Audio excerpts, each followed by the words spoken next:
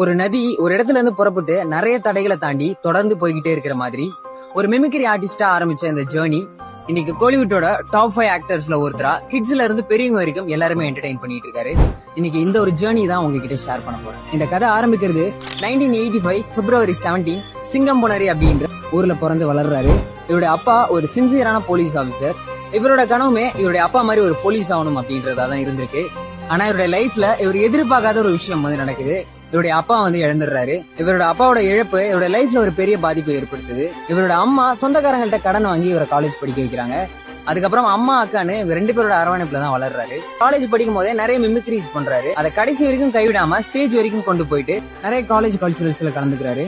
இப்படி போயிட்டு இருக்க நாட்கள்ல விஜய் டிவில கலக்க போவது யாரு அப்படின்ற ஷோல ஸ்டாண்ட் அப் காமெடியனா பார்ட்டிசிபேட் பண்ணி அந்த ஷோவோட டைட்டில வின் பண்றாரு.